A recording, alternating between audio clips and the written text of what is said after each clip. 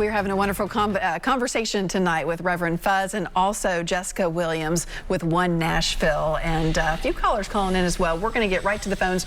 We have Adam on the line. Hi, Adam. Good evening to you. Go ahead. Yes, ma'am. So I've enjoyed listening to you guys tonight. Very intelligent, and I appreciate you being on here. So my problem, I'm 35. I've got a family here in Middle Tennessee. I've lived here pretty much my whole life.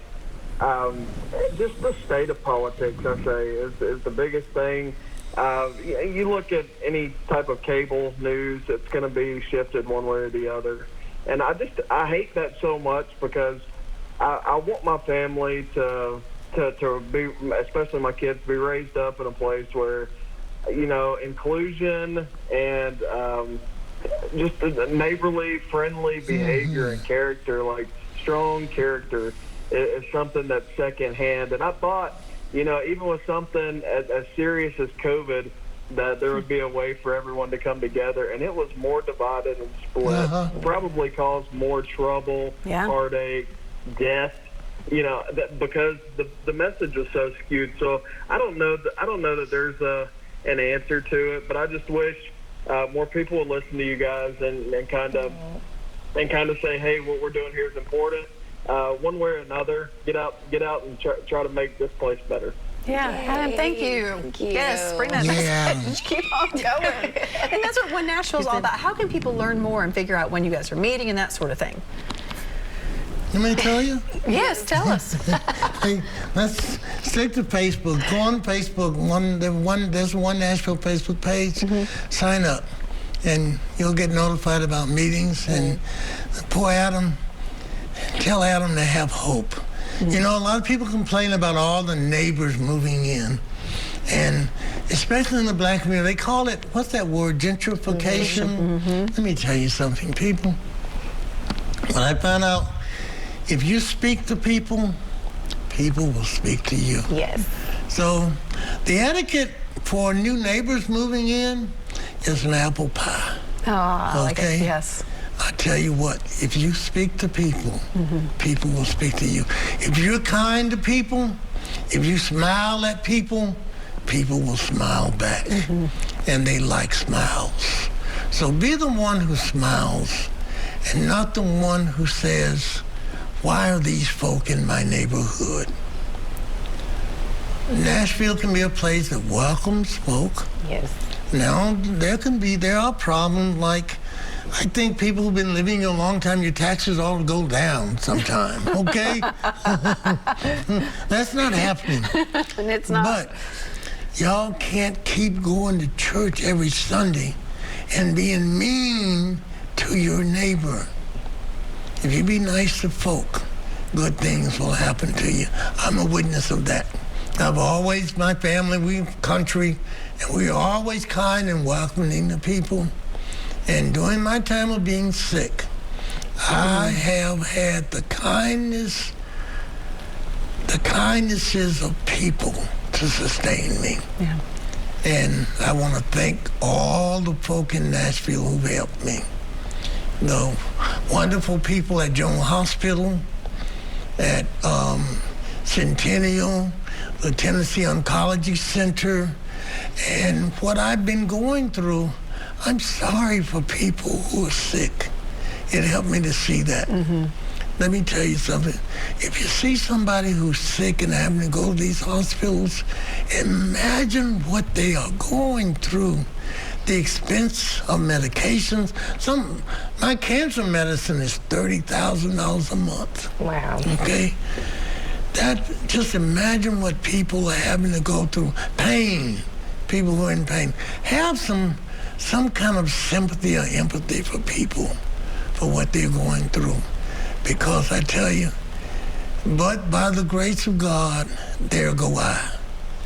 The people who are homeless, you know, I'm going to say this, I'm done for the evening.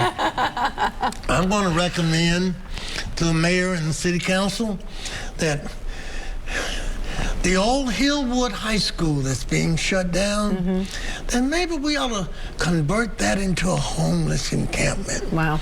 And that'll take care of the Brook Mead and the homelessness out there. Why can't that high school, it's big enough, be transformed into a place for the homeless?